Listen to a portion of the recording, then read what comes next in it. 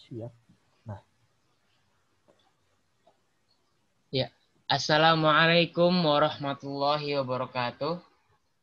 Kami dari grup 9 dengan anggota saya Muhammad Davin Raif, Dimas Radit, dan Igo Ilham.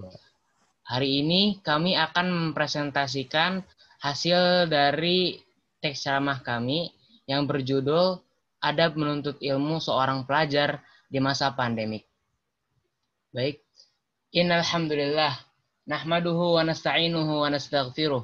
Wa na'udzu billahi min syururi anfusina wa min sayyiati a'malina. May yahdihillahu fala mudhillalah, may yudlilhu fala hadiyalah.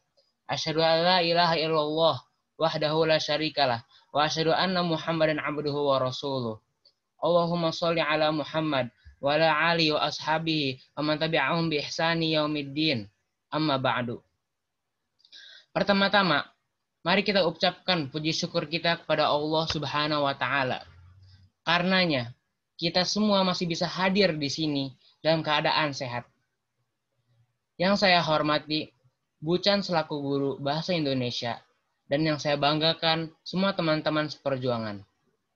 Pada kesempatan kali ini, izinkan kami untuk memberikan kalimat singkat dengan topik Adab Menuntut Ilmu Seorang Pelajar di Masa Pandemik. Ilmu, pastinya kalian semua sudah tahu apa itu ilmu. Ilmu sangatlah penting karena kita tidak dapat melakukan apapun tanpa adanya ilmu.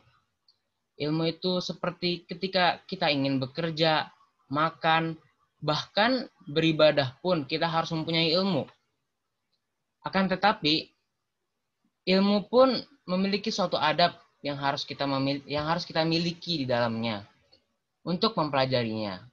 Seperti yang dituliskan dalam suatu hadis, al-ilmu nurun wa nurullahu la yahdi lil 'asa. Ilmu adalah cahaya Allah dan cahaya Allah tidak akan diberikan kepada para ahli maksiat.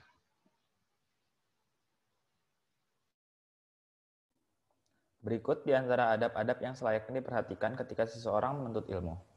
Pertama, mengikhlaskan niat dalam menuntut ilmu. Dalam menuntut ilmu, kita harus ikhlas karena Allah Ta'ala, dan seorang tidak akan mendapat ilmu yang bermanfaat jika ia tidak ikhlas karena Allah. Allah berfirman, padahal mereka tidak disuruh kecuali agar beribadah hanya kepada Allah dengan memurnikan ketaatan hanya kepadanya dalam menjalankan agama yang lurus. Dan supaya mereka mendirikan salat dan memurnikan zakat. Dan yang demikian itulah agama yang lurus. Quran Surat Al-Bayyinah ayat 5.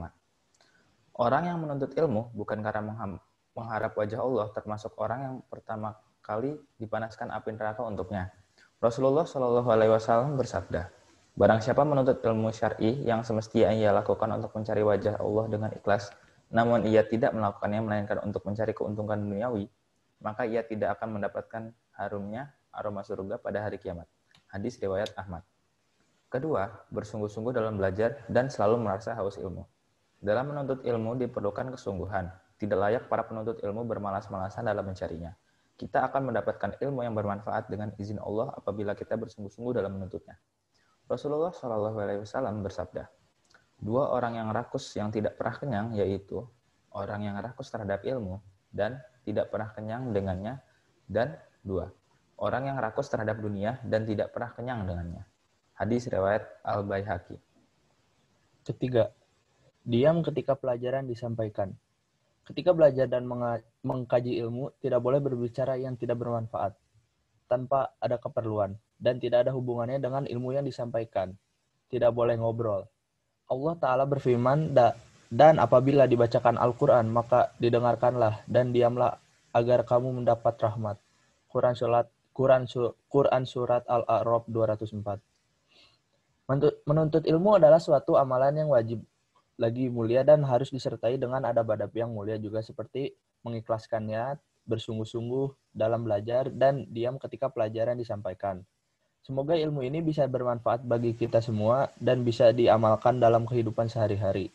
Dan masih banyak lagi adab-adab mulia yang harus kita amalkan bukan hanya pada saat menuntut ilmu, melainkan setiap saat. Demikian yang bisa saya sampaikan. Mohon maaf bila ada kesalahan. Akhirul qawli lillahi taufiq wal hidayah. Wassalamualaikum warahmatullahi wabarakatuh.